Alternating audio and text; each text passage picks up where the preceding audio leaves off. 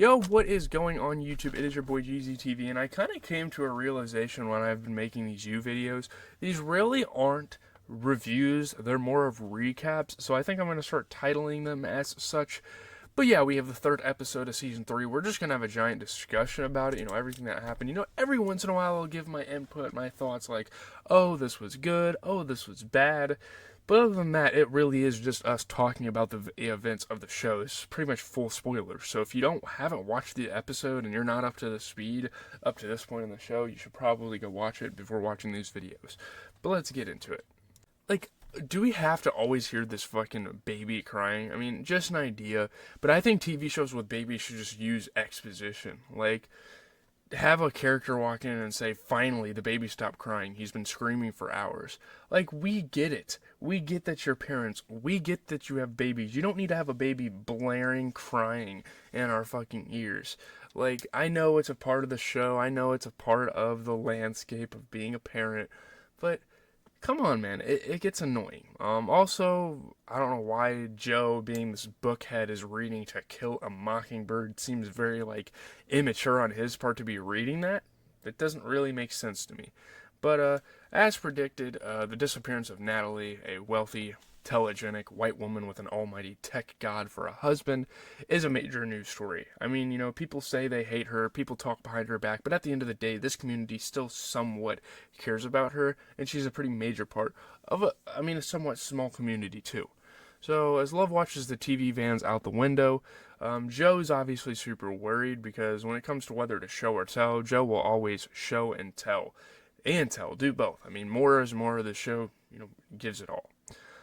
Joe reminds his wife that they did a super great job with the cops. They talked to them, they handled it pretty well. Love then latches onto the idea of pinning the whole thing on Matthew, which you should. I mean, that's pretty much like a main suspect. When the police start to investigate this, that's probably one of their number one suspects because they know that those two have had relationship struggles. There's obviously a stepson involved, so you never know, something bad could have easily happened between those two characters. But, Joe clings to the moral high ground for dear life. Then Love goes back to damsel mode, which is Joe's favorite. So yeah, Joe wants to be a good person about this. So Grandma breezes in to say that she's sure the husband did it. You have to watch out for husbands. Ray would love to have me killed if I didn't kill him first. I mean, what the hell? There is something extremely wrong with this family. This family is full on psycho because I don't know who is saying stuff like that. But yeah, I mean, but seriously, people are going to think the husband did it if no one else, comes forward, especially because Matthew is making himself to be suspicious. Only someone who is foreshadowing what will happen to her daughter, right, would say something like that. But liberated from childcare, Love goes to work where Sherry and her lackeys pop by as concerning citizens, just doing their search party thing of making this disappearance all about them and, trying to make it look like they're the generous ones. Later, Sherry goes to the news and says that Love was one of the last people to see Natalie before she died, which is fucking helpful. Thank you, Sherry. Meanwhile, Joe is at the library. Now, we know Joe is a sociopath, but why is Marianne such a dick to him? Shouldn't she want people to want to volunteer at the library? I mean, she seems like she needs help. Why would it be a bad thing for a young dad to take his kid there daily, too? Also, Marianne drops this missing white woman syndrome on Joe like it's a brain-shattering revelation. But doesn't everyone know this already? Her tone suggests she thinks she's revealing something so insightful, and it's a pretty surface-level take. It's not like, oh, this is our thing around here. And someone as, shall we say, personally invested in white female crime victims, not to mention controlling the narrative of their ultimate untimely demise, fuck, I can't talk, and disposing of their beautiful bodies, Joe would be entirely up to speed on this phenomenon. He doesn't really date black women except for Karen, and it's not like he killed Karen. So, the detectives follow up about Joe and Natalie's little, hey neighbor, I bought you some condoms exchange in the grocery store parking lot. Looks a little suspicious. Joe and Love pretended they barely knew Natalie, but it seems clear they should have just been transparent about their extremely limited but greater than zero above-board interactions with her from the get-go. Why would you pretend like you don't know her? You're her neighbor. You went over to have wine. There's nothing wrong with that. That doesn't mean you murdered her. So Joe pretends that he went to the parking lot to jerk off in his car because there's just no privacy in his house, which is, in fact, something he would do. So I guess that's a good alibi once they start to get to know him. And if they told Love about this, she would believe it. So Theo, the suspiciously calm and cool teen who's unmoved by the sudden disappearance of his stepdad's wife, swings by the bakery to flirt with Love. She draws a very hard line about Theo flirting with her, but we know she will cross said line eventually. I mean, I'm pretty sure the show is setting up for them to kind of have an affair of some sort. Just as things are thawing between them, Love gets a call from Grandma. Henry is sick. It turns out he has measles. Joe tells us that nothing he has ever been through in his whole life has ever been as scary to this. To which I say, I mean, can we make it through an entire episode even, without a parenting cliche? Like, holy shit, these people are really going for this generic parenting trope. First we get the stunning revelation that new parents don't sleep. Then that babies cry a lot. Now it's like the I never knew fear until I was afraid for my baby trope. Also, I don't know about you guys, let me know in the comments, but this theoretically suspenseful twist did nothing for me, because this is not the type of show that's going to kill off a baby. Like, they have bigger fish to fry, they have bigger things to worry about, so they're not going to kill a baby, especially not in the third episode of a fucking season. So now you get some intriguing questions. What unvaccinated person gave Henry the measles? I guess it's kind of a storyline they're setting up for the rest of the episode. Was Joe's delinquent mother such an irredeemable villain that she failed to get Joe vaccinated as a child? Did Grandma neglect to inoculate her precious twins? Or, the most likely scenario, was it one of the dopey, earthy, crunchy, no toxins allowed Madre Linda parents? And you kind of know that from the start, because these are all keto people, gluten-free. They don't want anything they don't want going into the bodies of their kids. They read up on this stuff. So what if they're like, well, these vaccinations are bad for our kids. We don't want to put unknown stuff in our bodies, so let's not do it. I have to say this twist is also a little annoying to me, because the show acknowledges that in this universe, COVID did happen. Recall Joe's wisecrack about Sherry throwing a party in August 2020.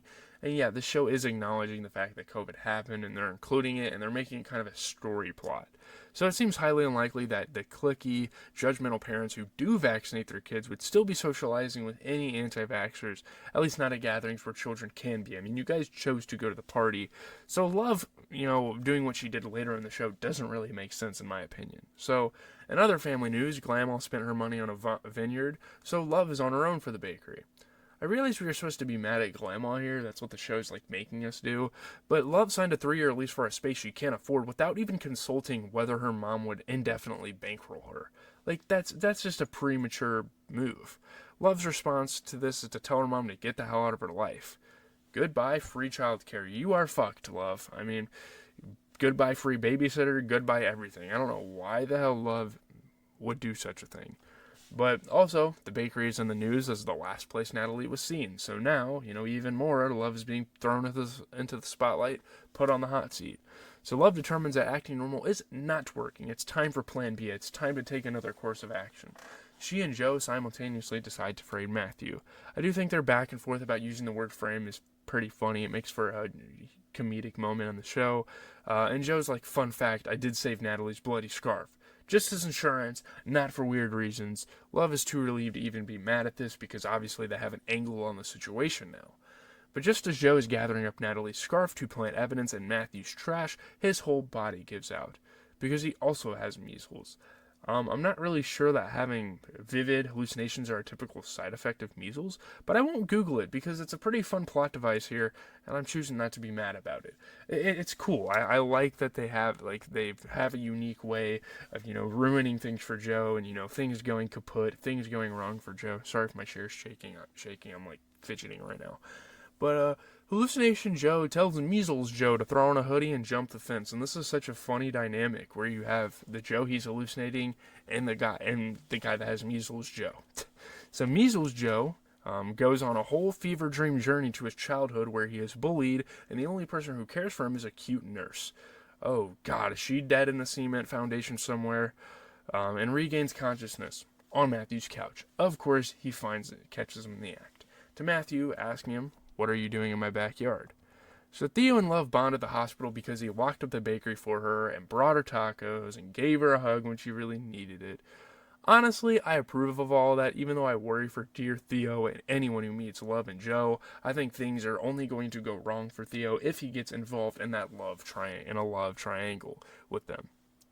Theo will not be going back to school until things get sorted out with, Natalie going missing. But he's having a hard time at home with his stepdad, who allegedly does not communicate. This is interesting because he's quite the communicator with Joe. It was also funny when Joe, upon learning Matthew gave him Tylenol, is like, oh my goodness, is Matthew nice? What have I done? I cannot frame this angel of acetaminophen for murder. It would be wrong. So as Joe decides that framing Matthew is a no-go because I'd be killing a mockingbird, yikes, really. So Joe tells Matthew he needs to talk to the press to help his image. Like, he's giving him advice here. He's like, dude, you gotta talk to them because they're getting super suspicious. I do not understand how a man of Matthew's resources doesn't have a lawyer and a crisis manager. Why are all these people winging it without counsel? There's no way Matthew, who I take it is supposed to be, if not a Bezos-level rich guy, still a tech celebrity, wouldn't have a team of attorneys at his disposal and a PR team to craft statements on his behalf. Like, it seems like he's a pretty prestigious member of the community. Wouldn't he have a backup plan? So Henry's fever breaks, of course. Joe and Love agree that they actually don't want to frame their neighbor for murder. They burn the scarf together. Detectives find Natalie's vital ring, which Love left on the bathroom sink by the state park. I don't know if she did that on purpose, I can't really remember. But at a vigil on Matthew and Natalie's front lawn, Matthew comes outside to say he is worried, beg Natalie to come home, and ominously promise that if someone hurt her, he will find that somebody and punish them. So, I would have advised putting his arm around Theo for the cameras, but Matthew doesn't need our input, I guess. He's so calm, he's so nonchalant about this whole thing. It is so damn suspicious. He's not really making it that much better for himself. So, Gail, a neighborhood dad, shows up to Love's bakery with a heart full of contrition. His twin girls had the measles. They were the ones that gave it to Henry, a fucking newborn child. But just a very minor case they could ride out at Grandma's house. And he's so sorry and hopes Love won't hold it against them. But it's too fucking late. You ran into a murderous chick. We just don't believe in subjecting kids to toxic injections, says the man who is about to take a rolling pin to the brain. I feel like he's not dead. It would take a lot more upper body strength plus something stronger than the rolling pin, but it would appear we have our first tenant in the plexiglass prison in the bakery basement, and I think that's going to be an interesting kind of situation to see what the show does with that, what his fate is. It's always super interesting anytime someone enters that kind of plexiglass environment to see if they live or die in that situation. Will they make him pay rent?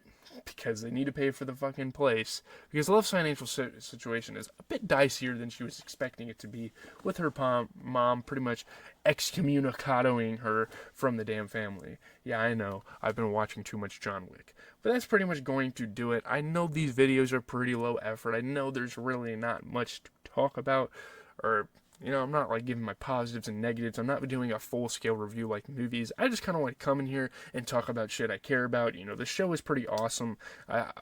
It's not the greatest show in the world. I've obviously watched shows that are better, but I think it's awesome to come in here and have discussions after every episode I watch. But there really wasn't any content to make today in terms of sports, in terms of music, so I just decided to give you guys a bonus episode of You. Plus I have work and all that stuff, and I don't want to have to worry about grinding out a video in like 2 hours. So that's gonna do it, guys. I am out. Peace.